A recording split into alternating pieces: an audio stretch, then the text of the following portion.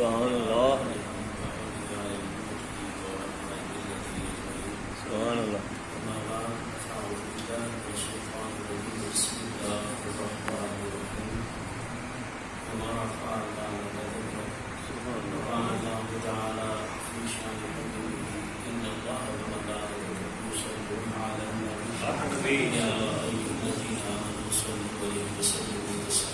اللهم صل على سيدنا مولانا محمد وعلى ال سيدنا مولانا محمد وصحبه سيدنا مولانا صل عليه الصلاة والسلام عليك يا سيدي يا رسول الله الصلاة والسلام عليك يا سيدي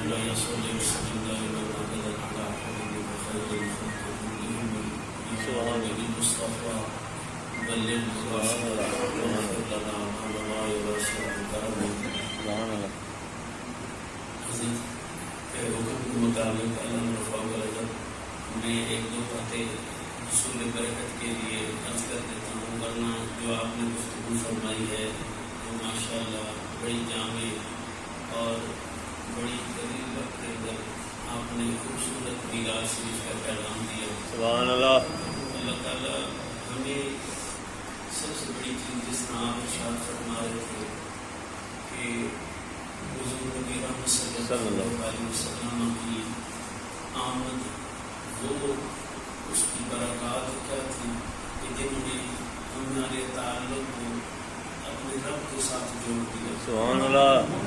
ہم نے دیکھنا یہ ہے کہ آج 1400 سال گزر گئے ہیں، کیا وہ جو تعلق جوڑنے کے لیے میرے کریم آقا علیہ السلام کی کائنات کے اندر جلوہ گری ہے اور آپ کی رحمتیں اور برکات اور آپ کی مہربانی قیامت تک رہنے والی ہیں.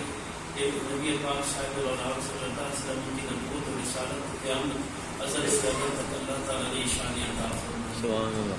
تو اگر ہم حضور نبی رحمت صلی اللہ علیہ وسلم کے میلاد کی خوشی مناتے ہیں اور ہمارے اوپر وہ جیسے آپ ارشاد فرما رہے تھے کہ زمانے جاہلیت کے اندر بت بنا کر ان کی پرستش کی جاتی تھی، ان کی پوجا کی جاتی تھی، آج ہم نے دولت کا بت بنا کر اس کی پجاری بن گئے، ہم نے شہرت کا بت بنا کر اس کے پجاری بن گئے، ہوس کی پجاری بن گئے ہیں، ہم جاہ اور مرتبے کے پجاری بن گئے ہیں. کہ رب ذوالجلال نے تو یہ فرما دیا کہ تم اپنے نفس کے پجاری بن گئے. جہاں ایک طرف رب کا حکم آ جائے، دوسری طرف ہماری مرضی آ جائے.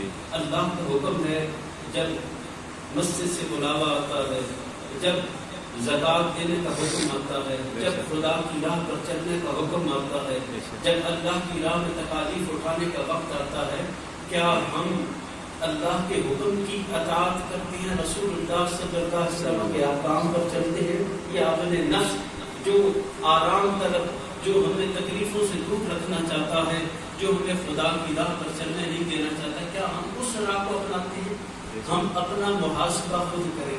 یہ ماہ مبارک رسول اللہ صلی اللہ علیہ وسلم کے ذکر کی محفل سجانے کا مقصد ہے کہ صوفیاء نے ہمیں جو سب سے بڑا مقام تصوف کے اندر، طریقت کے اندر، کہ اپنا محاسبہ خود کرو.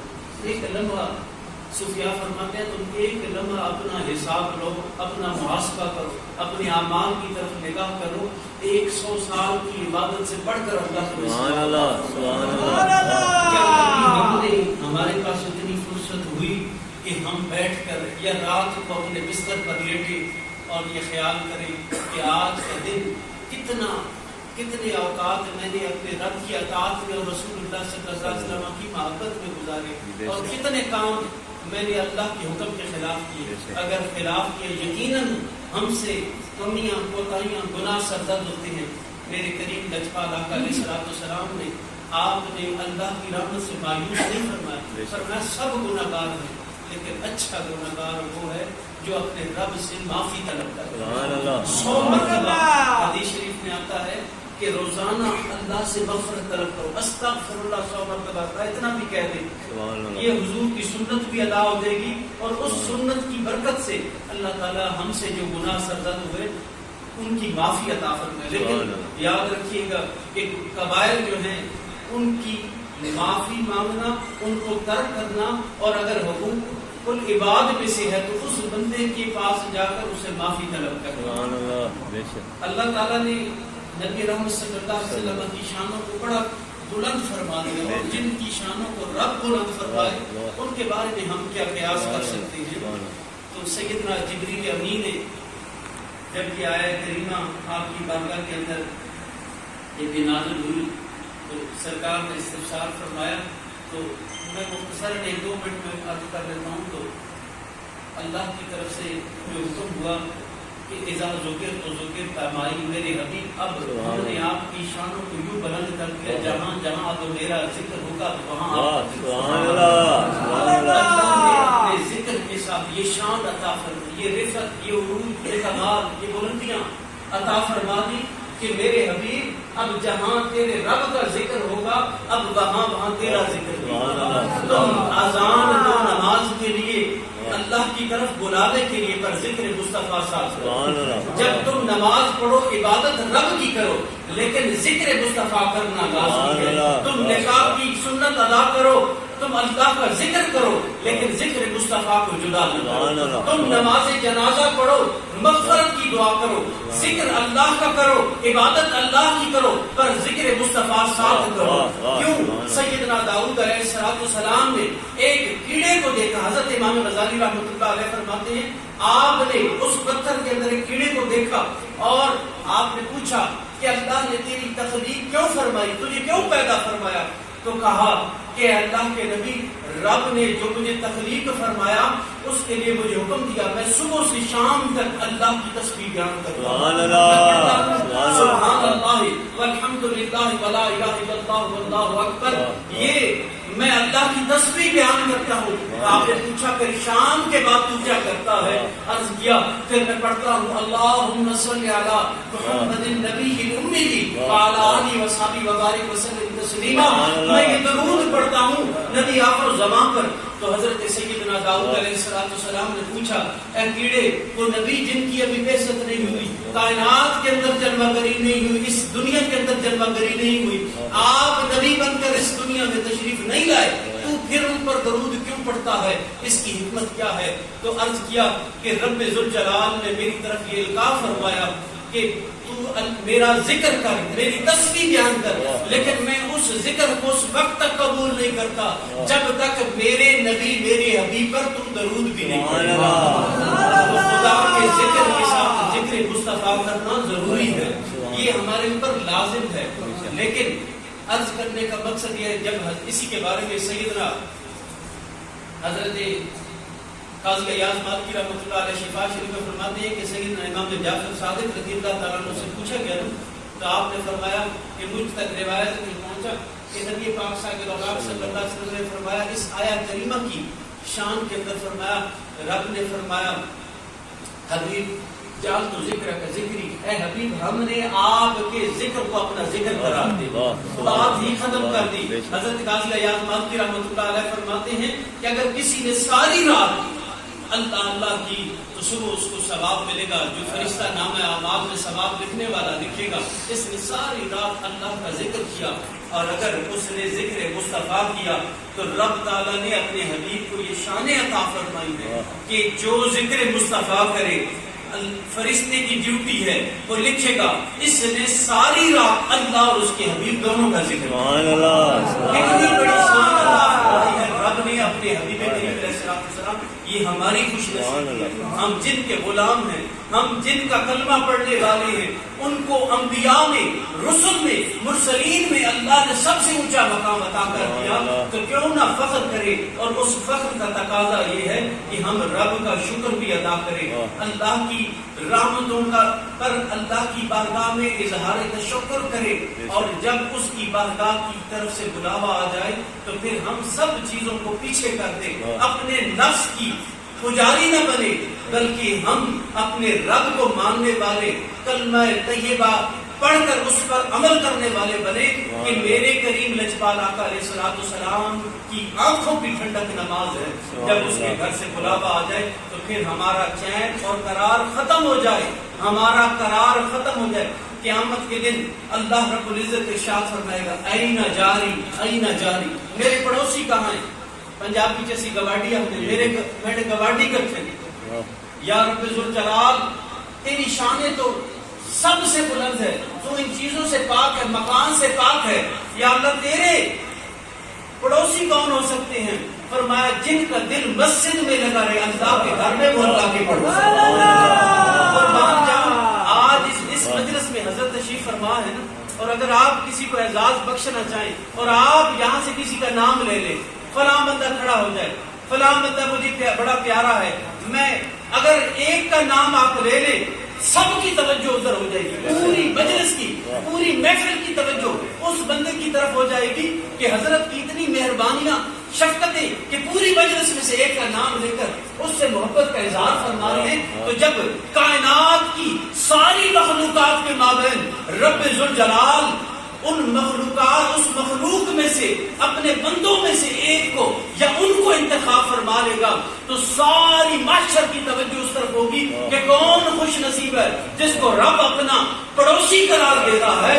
तो कुर्बान जाऊं, फिर क्यों ना हम ये असमत इमामुल अंबिया के नाले पाक का सदका हम भी इसके हकदार ठहरे कि कल क़यामत वाले दिन रब ज़ुल जलाल जब ये पुकारे कि मेरे पड़ोसी कहाँ हैं, खुदा ताला हम पर ये रहम फरमाए, हमें ये तौफीक अता फरमाए कि हमारा ईमान इस मकाम पर पहुंचे, इस दर्जे पर पहुंचे कि जब मेरे रब का बुलावा आए तो हमारा ईमान इतना ताकतवर हो कि नफ्स को शिकस्त देकर वो हमें अल्लाह की घर में उसकी बारगाह में सजदा रेज़ करे।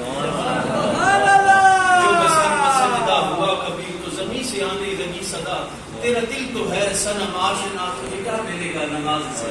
खुदा करे कि ये जो दिल में हमने बुत सजा रखे हैं, खुदा के घर को उठ फरीदा सुत्या झाड़ू दे मसीद, तू सुता के रब जागदा तेरी डाढ़े गाल फरीद।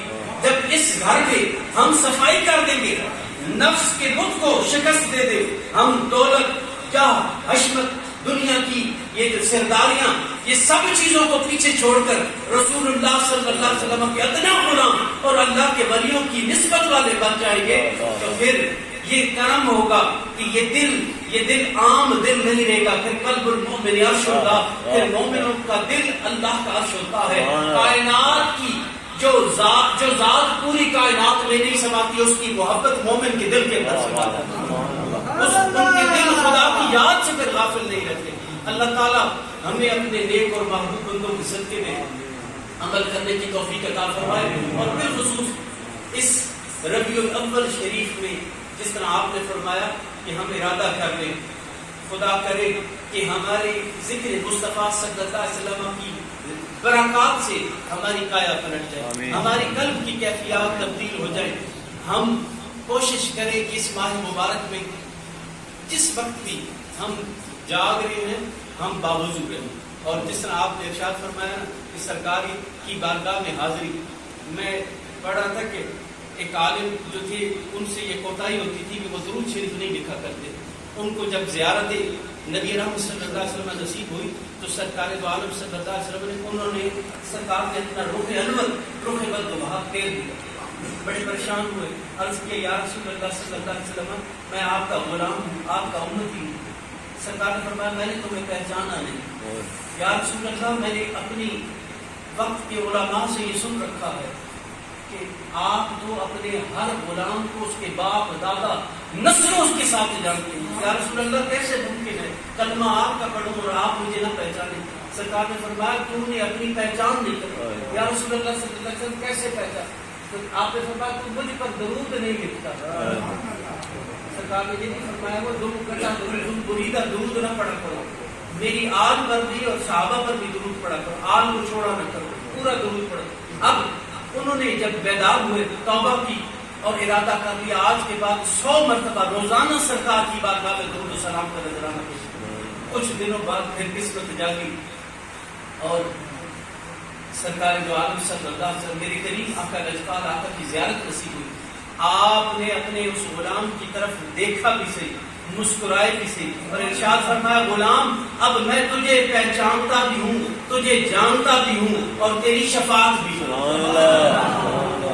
तो डरना तो इस बात से चाहिए खुदा न करे कभी मेरे करीब आका अलैहिस्सलाम की किसी उम्मती पर ये वक्त आ जाए, उम्मती पर ये वक्त आए کہ میرے لجپال آقا اسے اپنا رخ مبارک ہے، کبھی ایسا نہ ہو۔ اگر آقا کا رخ مبارک پھر ہمارا باقی کیا رہے؟ ہمارا تو سب کچھ امام الانبیاء کی ذات والا ہے، حضور نبی رحمت صلی اللہ علیہ وسلم کی آس ہے، حضور کا در دولت ہے، حضور کی غلامی ہے، عشق مصطفیٰ ہے، یہی تو ہمارا سرمایہ ہے۔ ہمارے پاس تو اپنے اعمال پر کوئی بھروسہ نہیں ہے، اپنے اس کے لیے اللہ والوں کی بارگاہ میں بیٹھا کرو، یہ بزرگ ہستیاں جو تشریف فرما ہوتی ہیں ان کی صحبتیں حاصل کیا کرو، ان کی صحبتوں اور سنگتوں سے ہمیں جو ہے صحیح معنوں میں حضور کی محبت نصیب ہوگی اور اتباع نصیب ہوگی۔ اللہ تعالیٰ ہمیں، کیونکہ سرکار کا فرمان ہے جو مجھ پر درود پڑھنا بھول کے وہ جنت کی راہ، اسی لیے اللہ تعالیٰ ہمیں درود و سلام کی کثرت کرنے کی توفیق عطا فرمائے، پاکیزہ مطہر پاک رہنے کی توفیق عطا فرمائے۔ کئی لوگ وضو خطا ہوتا ہے، پاکیزگی سے دور ہوتے ہیں تو دیر لگاتے ہیں، کبھی دیر نہ لگایا کرو، جتنا جلد ممکن ہو پاکیزگی حاصل کرو، طہارت حاصل کرو اور باوضو ہو کر سرکار کی بارگاہ میں درود و سلام کے نذرانے پیش کریں۔ اللہ تعالیٰ اس ماہ مبارک کی برکات نصیب فرمائے اور ہمارے اعمال کے اندر برکات نصیب فرمائے، اعمال صالح نصیب فرمائے اور بالخصوص صحبت صالح نصیب فرمائے، اچھوں کی سنگت نصیب فرمائے، بروں کی سنگت سے ہمیں رب دور فرمائے۔ اللہ تعالیٰ حضرت کی جو ارشادات تھے ان کے صدقے میں میرے ٹوٹے ٹوٹے الفاظ کو قبول فرمائے اور جو کمی کوتاہی سرزد اس کی معافیاں عطا فرمائے اور ہمیں صحیح معنی پر حضور کا غلام بننے کی توفیق عطا فرمائے۔